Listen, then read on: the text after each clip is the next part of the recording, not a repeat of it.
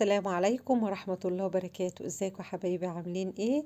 انا جايه النهارده جايبه لكم وصفه اقتصاديه، وصفه كده ما تخطرش على بال اي حد. عملتها من حيرة الاكل اللي بنفكر فيها كل يوم. مش مكلفه خالص. هنعملها عندنا بايه؟ هنقول اللهم صل وسلم وبارك عليك يا حبيبي يا رسول الله. انا كان عندي صدرين فراخ ومش عارفه اعمل فيهم ايه، فقلت اقطعهم كده يعني.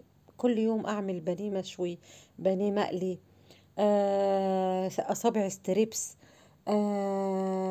شاورمة فراخ. الواحد زهق.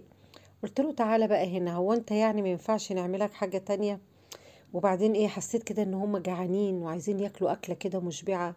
قلت له لا تعالى، انا هعملك فكرة حلوة جدا واقتصادية جدا ومش هتعب فيها خالص. هنعمل ايه؟ دلوقتي زي ما انتوا شفتوا كده ان انا قطعت صدور البانيه قطع بالطول، وبعدين قطعت كل قطعة على قطعتين او ثلاثة. يعني عايزة كل حتة كده تبقى حتة مقلبظة حلوة كده يعني. تبقى حتة البانيه حتة كبيرة كده في ايديكي مليانة، اكنها قطعة لحم وسط. تبلتها بملح وفلفل وبهارات فراخ وبابريكا وتوم باودر وبصل باودر ورشة جنزبيل، واللي عندك حطيه. الوصفة دي ما بتقولش لأ. تمام كده، وهتبلهم كده واحطهم على جنب. وهنعوز ايه؟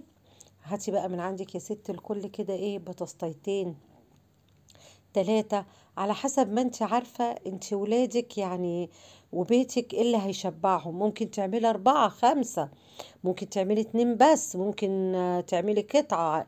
يعني افرضي انت هتعملي وجبة فرد واحد. انا هنا بعد ما قطعت الثلاث بطاطسيات دول، رحت الصراحة مزودة ايه بطاطسية تاني كبيرة كده. يعني عملت حوالي اربع خمس بطاطسيات، وكل بطاطسية بقيت اشقها اتنين واخدها مكعبات سميكة كده، مش مكعبات ايه يعني رفيعة تتهري مني، لا. علشان لما احطها كده مع المكونات، عايزة كل قطعة كده تعرفي تغمسيها وتبقى ايه، مش مهرية.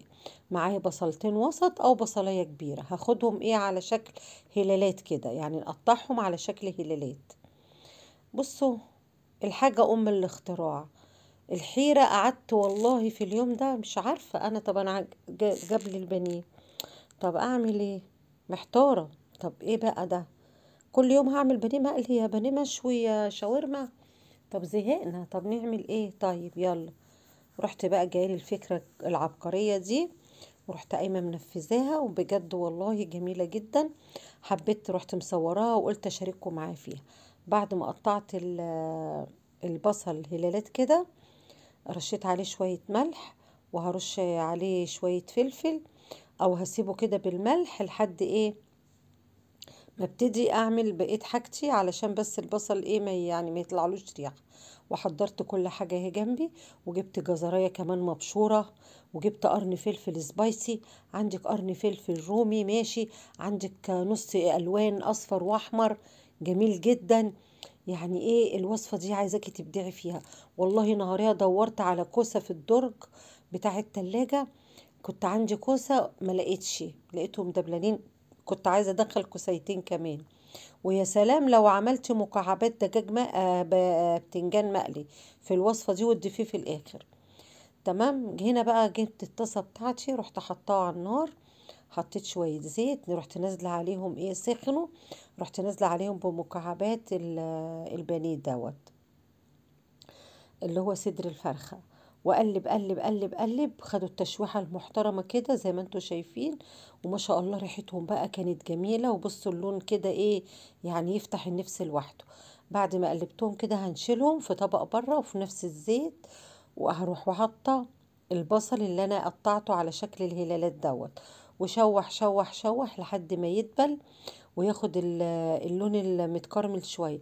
انا نسيت اقول لكم ان انا هنا رشيت على البصل ده معلقه صغيره من بتاعه الشاي كمان سكر،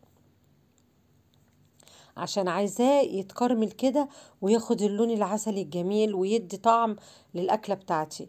هنا بقى رحت مشوحه البطاطس كمان، ناخدها برضو تشويحتين تشويحتين كده في قلب البصلة والزيت والمادة الدهنية اللي انا حطاها. وبعدين رشة فلفل اسود على على البطاطس. خلاص كده شوحناها. هبتدي بقى اجيب الجزر والفلفل واخدهم كمان ايه تقلبتين. هنا وصفتنا مش هستعمل لا فيها لا طماطم، الغالية الجميلة الحلوة اللي اتجننت على الاخر. يوم ما كانت بتبقى ب10 نقول مجنونة يا قوطة. نبص الايام دي نلاقيها بقت ب20 وب17 اللي ما تتشافش. يعني ربنا بجد يرحمنا. حطيت معلقتين صلصة حلوين كده محترمين، ورحت جايبه شويه ميه بقى من الكتل علشان ما افقدش سخونيه الطاسه اللي انا عماله اعملها. شوح البصل وشوح البطاطس وشوح كل ده مع بعضه، وفي الاخر احط ميه ساقعه.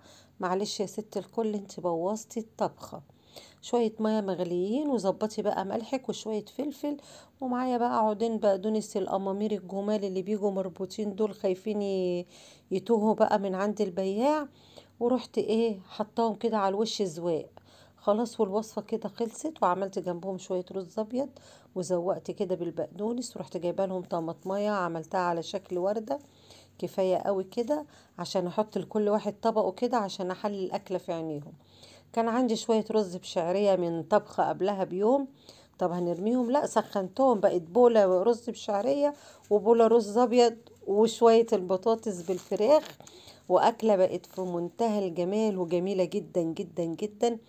والصدر الفرخة مش بانيه بس يا جماعة، والله بيتعمل منه حاجات كتير.